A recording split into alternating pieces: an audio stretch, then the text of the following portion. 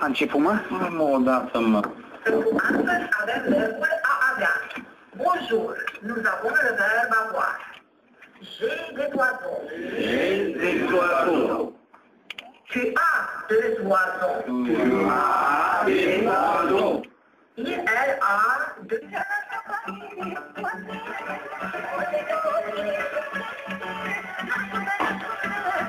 Deux oiseaux. N-ai cu cine, bă, n-ai cu cine. Ce vrei, bă? Niște țărani. Cavadoro, o picătură de stil în viața ta.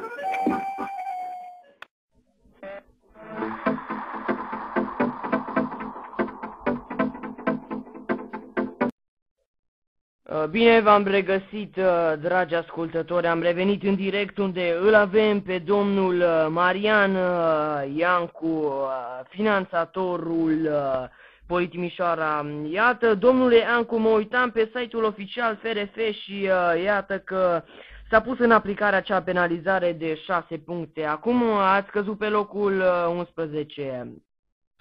Cine credeți că a făcut acest lucru? Ce părere aveți despre cei care au făcut acest lucru? Vă rog, domnule Iancu.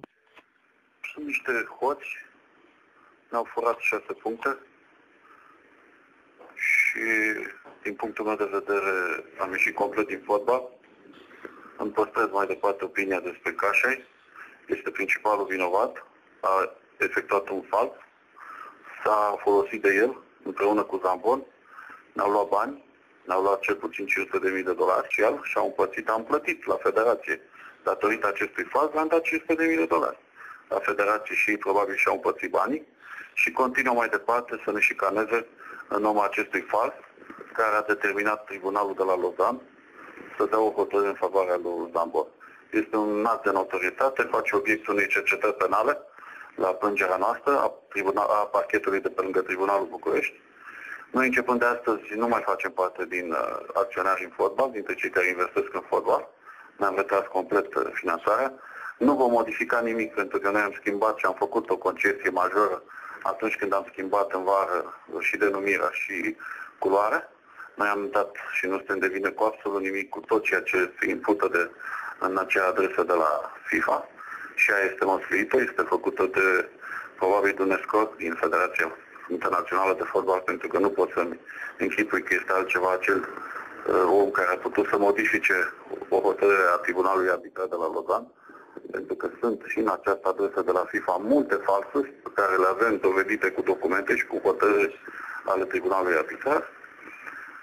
Noi nu o să facem nicio schimbare pentru că noi am schimbat la timp, repet, am făcut concesia majoră de a trebui să o facem, fapt pentru care Politehnica Timișoara probabil în virtutea energiilor acestor șarlatani, acestor hoți, și aici îl nominalizez pe Mircea Sandu, care este cel care îl acoperă pe acel falsor, pe acel falsificator, acel om care ne-a înșelat. Este un escroc, cu mic escroc, că numai așa se numește cei care fac înșelăciuni și se folosesc de falsuri și nu fac nimic de 2 ani de zile, nu fac nimic de 2 ani de zile să meargă să îndrepte această hoție ordinară.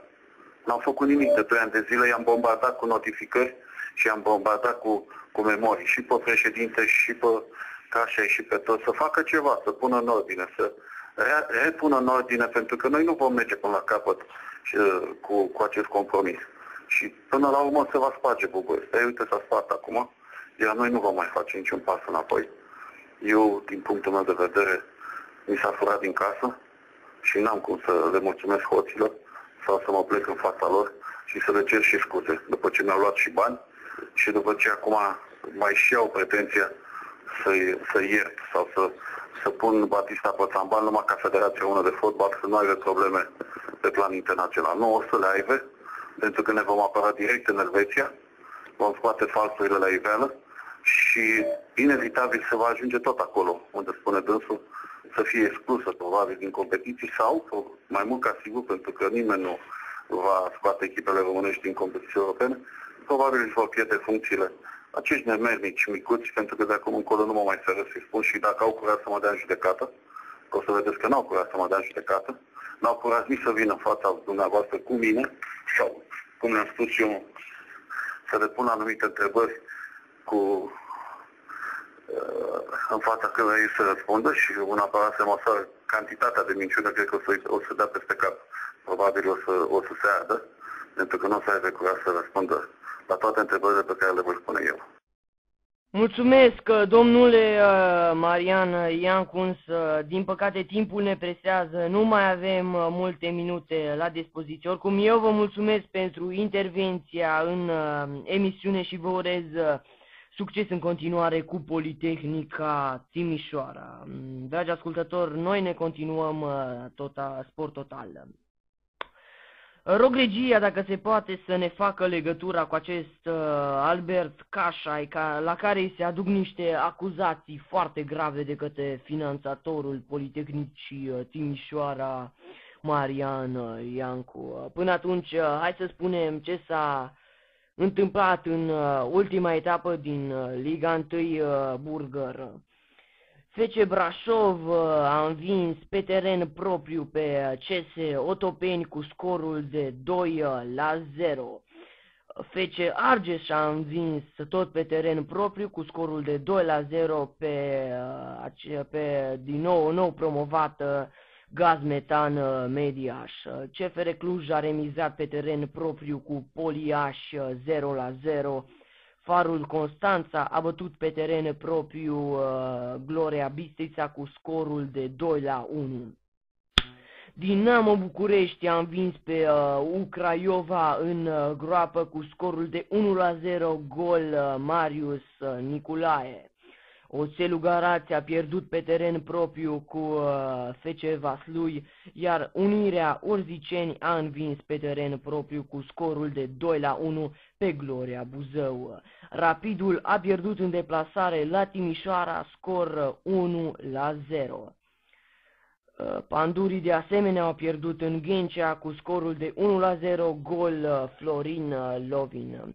Din păcate, Timișoara nu se poate bucura de cele 3 puncte câștigate cu Rapidul, astfel de pe locul 6 cade pe locul 11. Iată clasamentul Ligii 1. Pe locul 1 este la egalitate Unirea Urziceni cu FC Vaslui. Locurile 3, 4 și 5 sunt ocupate de Dinamo, Steaua și Rapid. CFR Cluj, campioana antitrul, este de-abia pe locul 10. Singurele echipe din campionat fără niciun punct sunt Gloria Buzău și CS Otopeni. Da. Stăm acum de vorbă cu Albert Cașai, am putut să luăm legătura cu el. Bună ziua, domnule Cașai, cum comentați cele spuse de Marian Iancu, care v-a adus niște acuzații foarte grave, cum că ați făcut fals? Cum comentați acest lucru? Îi transmit public domnului Iancu și n-am să mai intervin și niciodată n-am să mai am nicio reacție la ceea ce spune, pentru că văd că vine din partea unui om care este certat absolut cu bunele moravuri și care nu am, practic n-am ce discuta. Eu i-am spus atunci în comunicatul ultim care le-am dat că eu nu mă ocup de reeducarea lui și n-am să mă ocup. Dar anunț public că începând de mâine până când plec la Cluj pentru meciul echipei naționale, sunt disponibil să apar cu el la detectorul de minciuni. Asta una. Legat de discuția care a spus că a avut loc acolo, legat de acea discuție, să fie foarte clar, am provocat-o eu pentru a lămuri niște lucruri ca asupra federației din care fac parte să nu planeze anumite suspiciuni. La acea discuție domnul Iancu a negat totul, iar acum văd că vine cu... Alo? Domnule Albert, ne mai auziți? Din regie mi se spune că legătura noastră telefonică s-a întrerupt. Dragi prieteni, rămâneți pe Radio 23 FM și Sport TV. La revedere!